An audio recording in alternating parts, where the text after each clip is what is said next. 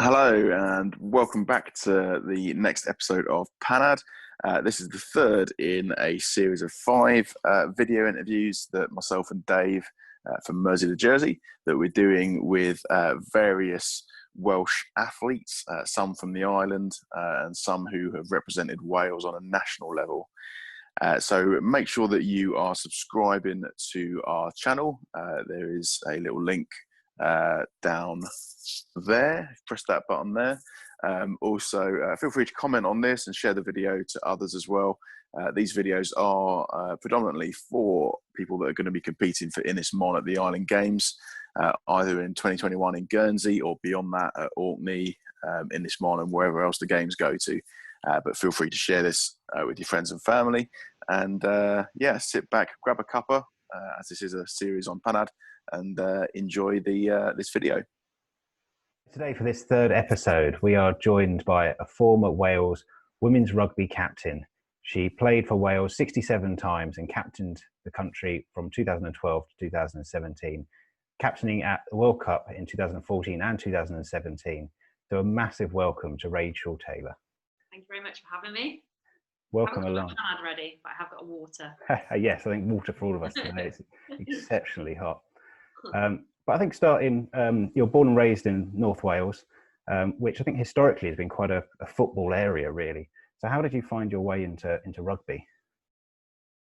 Well, it certainly wasn't the kind of linear pathway that most people would expect. I think when I was younger, there wasn't necessarily a lot of women and girls rugby around or known about, certainly not in North Wales. So I actually played mixed rugby, which I know a lot of young girls will do. So at Colwyn Bay Rugby Club, which is like a local rugby club to me and my family. So played there under 9s, under 10s, and then you get to an age where you can't compete with the boys anymore. So kind of floated around in the ether then and did loads of other sports.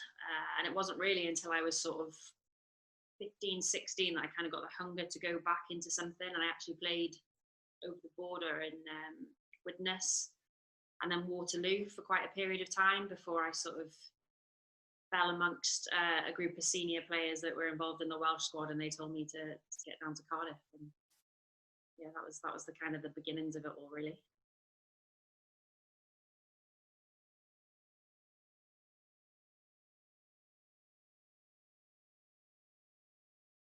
So from that, you then played for Wales starting in 2007, I believe, wasn't it? So 5 years sort of playing, and then you became captain in 2012.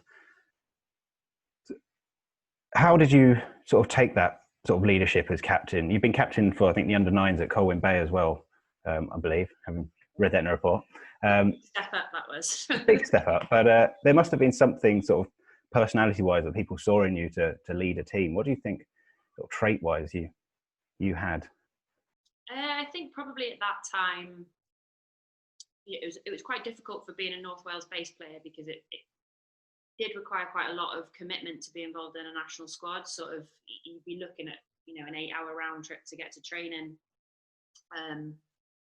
which would require like a certain, I guess, type of person to put in that commitment and that kind of grit. But I think I was probably, when I was younger, probably just really keen, and I had quite a strong work ethic.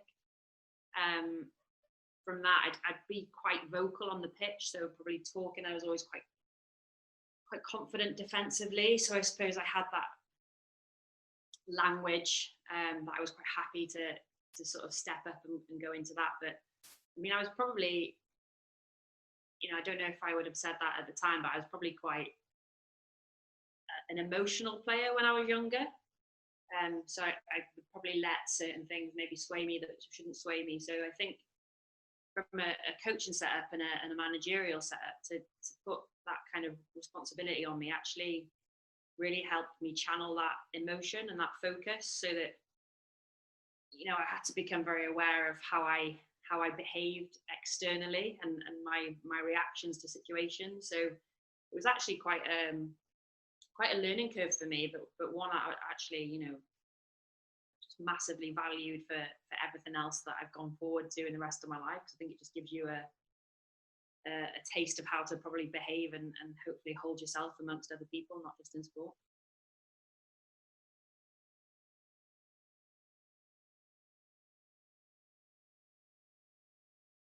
We've got, as part of the Island Games, there's quite a lot of individual sport, but there's also team sport. So for Guernsey next year, we'll be sending football and also basketball for the first time in a long time.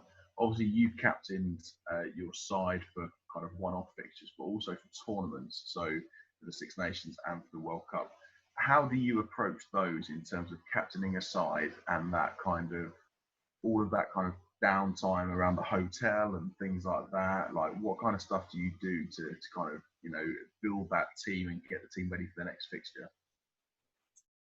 I think if you look from a Six Nations perspective to start with, probably a lot of the captain's role during those campaigns is quite heavily based around media, and the kind of the run up to it is very much just you as a captain, and in a way you kind of sort of want to shield and protect the team from that, so sort of keep them in the little bubble as far as training goes, so that they can retain the focus. I think for us in the Six Nations, and World Cup, to be honest, our turnaround between games was really is quite short when you think about it. So you could be playing one weekend, you know, and the next, a 7-day turnaround. So there's not a lot of time for reflecting. So I think that role of captaincy and leadership is although it would be upon me in some areas, I think you kind of look to your more senior group within that. So if you've got like a driver group or a leadership group within your team, you know, you pick out those kind of people to keep focused in certain areas. You know, like we were always kind of wanting to aspire to have a really strong sort of culture off pitch and do everything, you know, the right way. And kind of, I guess when you're in that environment and that tournament, you know, if you're in kit or whatever, you know, people see you and they affiliate you with your country straight away. So it's, I suppose you always want to give the best image of your country or your, or, you know, your region or your team. So that kind of played into it a lot, that off-field culture. But I think leadership was more in that tournament environment, kind of moving from one game to the next and just retaining the focus. Because the turnaround is so short, you know, you can't have people sort of reflecting or looking back if you don't get a positive result. You know, you haven't got time for that. You've got to stay on track. So I think there's sort of conversations that we had. I know certainly in the France World Cup, we opened the tournament against France on an evening kickoff. So if there's one time you don't want to play France, it's at home on an evening kickoff when they're the hosts of the World Cup. But it was very much, you know, we were always going to be the underdog in that game. But it was about making sure that people appreciate the situation that they're in as well. So you want to be focused. You want to be, you know, you want to have your right mindset to approach those games. But, you know, for some of us, that was a one-off experience. So it's also about finding that balance between really enjoying the moment and taking in that experience, because it might be something that, you know, for a lot of players, it's the pinnacle of their career and they might retire after, or, you know, for whatever reason. So it's about trying to get people to understand, like, they've got to enjoy it as well. You know, World Cups, you work really hard to get qualification, you work really hard to get there, and then a lot of it, you know, it's important, I think, not to let that time kind of pass you by, and you want to soak it all up as well, because moments like that first game against France, you know, we probably played some of our best rugby in the tournament in that game, because I think we all sort of appreciated it for what it was at the same time. Yeah, I suppose like for that kind of, I wouldn't say it was one person's role, certainly not. I think it is that kind of senior group as well to manage.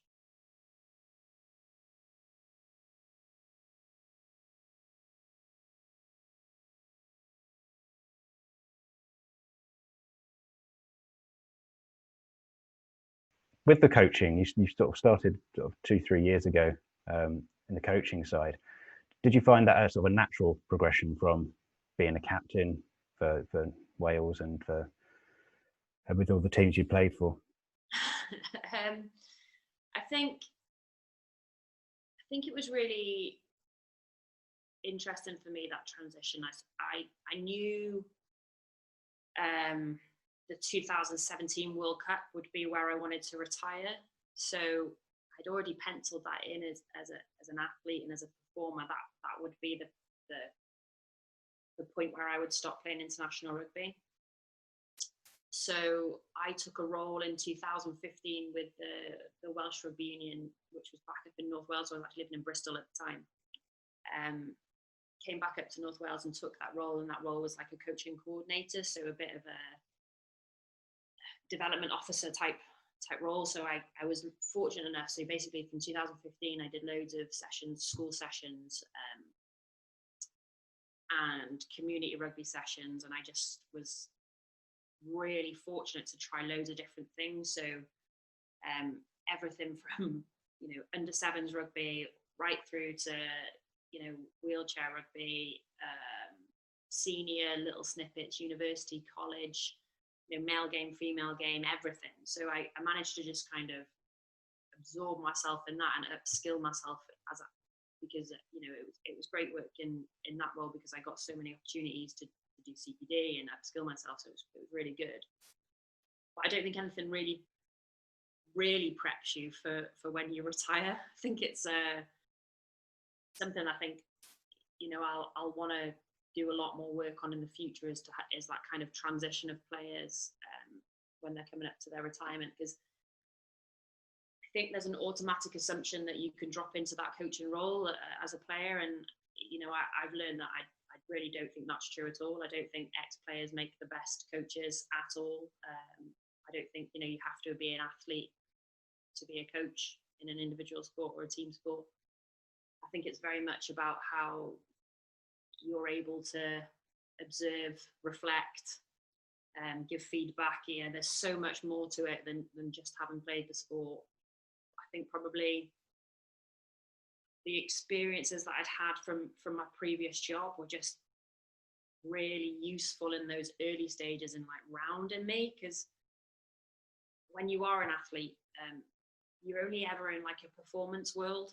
So it's really difficult because you only ever see that performance aspect. And I think it kind of puts you on tracks a little bit, and you just assume that everyone's on that same track as you and that same mindset as you. And when I was a player, I was really, really driven, and I would take, what my coach said as black and white, and that I would 100% go for it. And I think it's really different when you come into coaching, because you need to see the grey. And I think that's what's really interesting. You've got to be able to be flexible, adaptable, question yourself, all those things, which is really a massive learning curve. I think I got to go out to Japan a few times in build up to the World Cup, which was just an incredible experience. But we did some legacy programs out there, and at that time I would have probably classed myself as quite a competent coach. I could coach sessions back to back, school massive groups, smaller groups. I'd tried all sorts.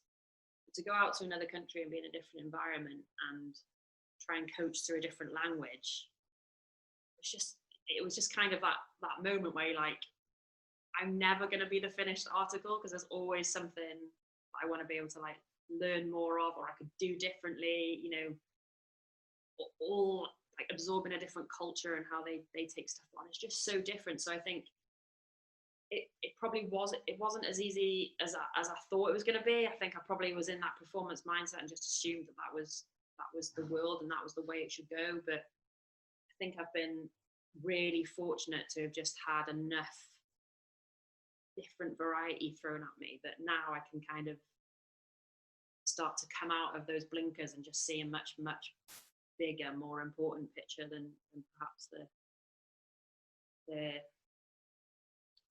kind of narrow focus that you get when you're an athlete or a performer.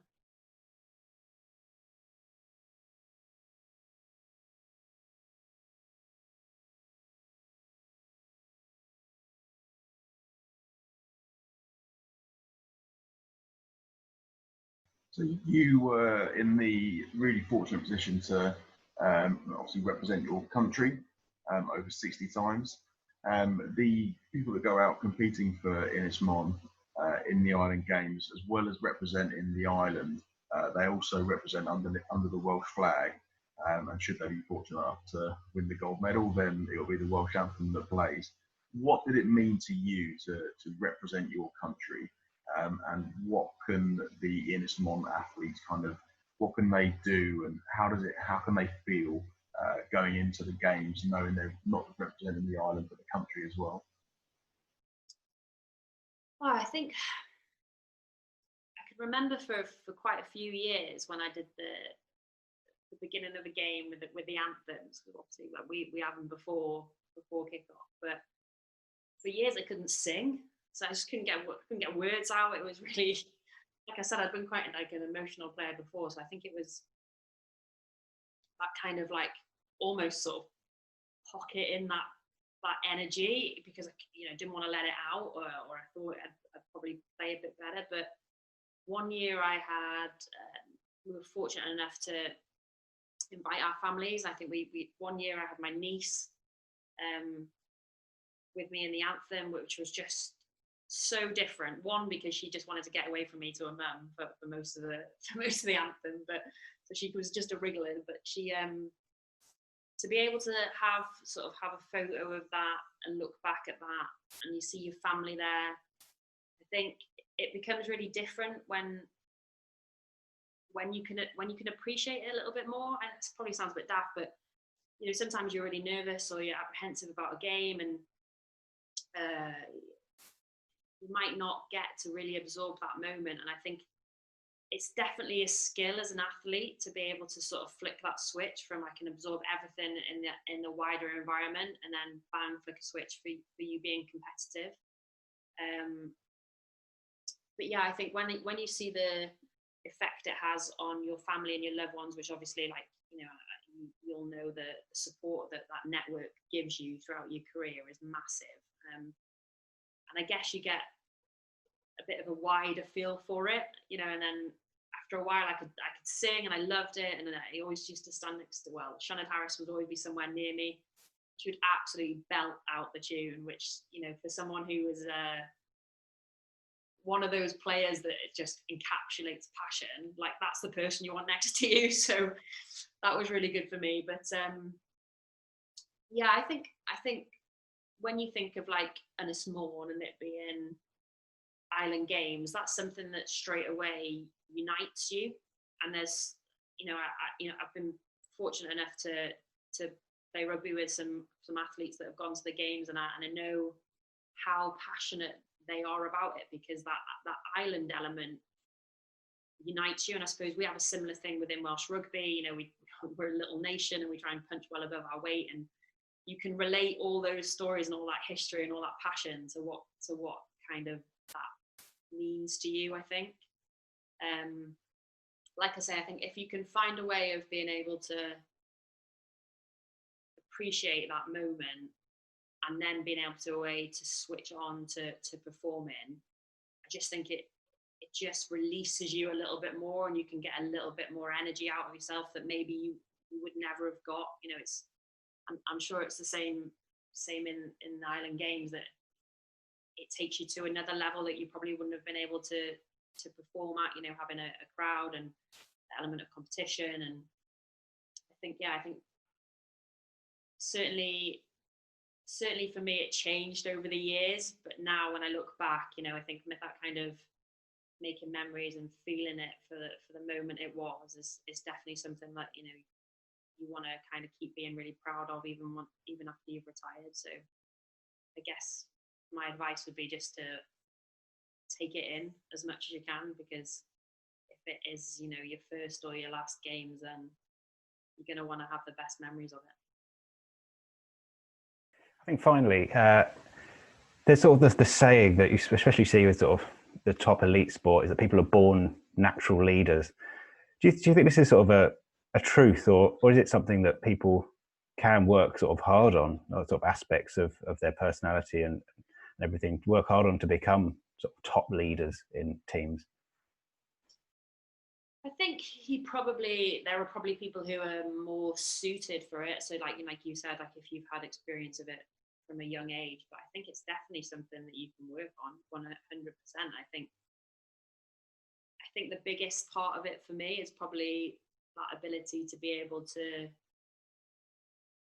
make yourself vulnerable. So to know that you're not the finished article is really important. I think being really reflective is important, because sometimes with a captaincy or a leadership role, you can assume that, from experience or whatever, you might think you're doing the right thing, but until you check in and touch base and have those, I suppose it's more of an art of communication, that you want to be, that you're doing the right thing. You need to be able to speak to people openly and get a feel for it, and that's all stuff that you can learn and develop. And I think, like I said about this time where I've probably had a chance to listen to a lot of other leaders and coaches in sport, but most of it, most of the people I've listened to, even if they're at the pinnacle of their game,